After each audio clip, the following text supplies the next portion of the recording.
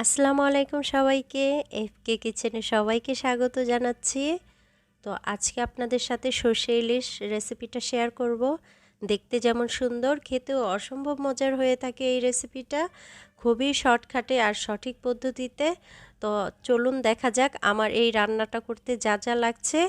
রান্নার ঠিক 10 মিনিট আগে ধুয়ে আমি লবণ মেখে রেখেছি।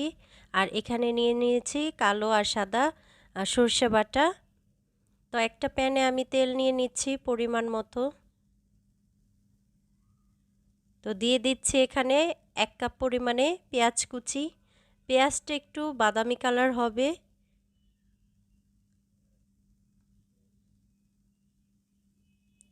তো বাদামি কালার হয়ে এসেছে, তো আমি এখানে দিয়ে দিব সামান্য পরিমাণে পানি।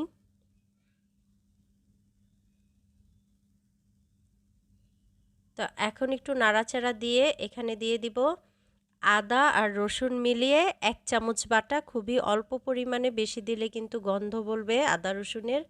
আর দিয়ে দিচ্ছি পরিমাণ মতো লবণ। আর দিয়ে দিচ্ছি আধা চামচেরও কম এখানে মরিচের গুঁড়া। আর দিয়ে দিচ্ছি আধা চামচেরও কম হলুদের গুঁড়া। একটু নাড়াচাড়া করে সামান্য পরিমাণে পানি দিয়ে দিব।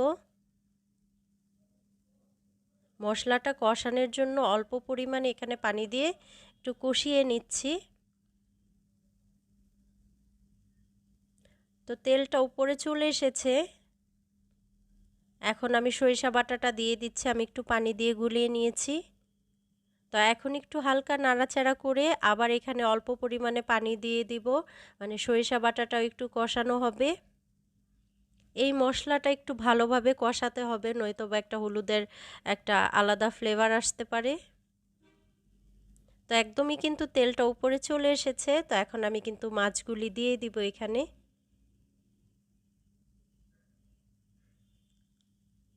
মাছটা দেওয়ার পরে আমি একটু হালকা হাতে একটু উল্টে পাল্টে নিচ্ছি।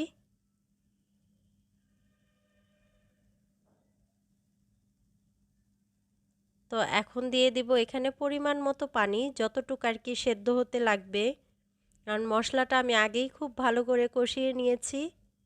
আর একদমই নর্মালভাবে রান্নাটা খুবই সহজভাবে চেষ্টা করেছি আপনাদের সাথে শেয়ার করার জন্য। আর খেতে কিন্তু অসম্ভব মজার হয় এই রান্নাটা।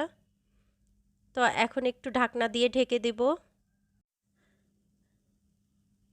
প্রায় 10 মিনিট পরে আমি ঢাকনাটা তুলছি। তো এখানে সামান্য চামচের মাথায় করে আমি জিরা ফাঁকি দিচ্ছি।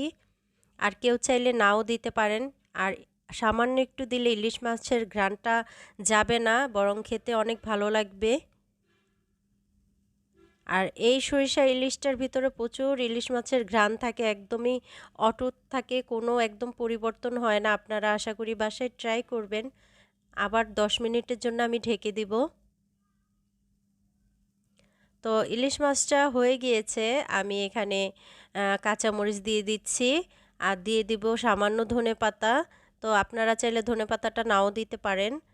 আমার রান্না কমপ্লিট। তো আমার রেসিপিটা যদি ভালো লাগে প্লিজ একটা লাইক দিবেন, আমার চ্যানেলটা সাবস্ক্রাইব করবেন, আর পাশে থাকা বেল আইকনটি অবশ্যই ক্লিক করে দিবেন। সবাইকে ধন্যবাদ। আল্লাহ হাফেজ।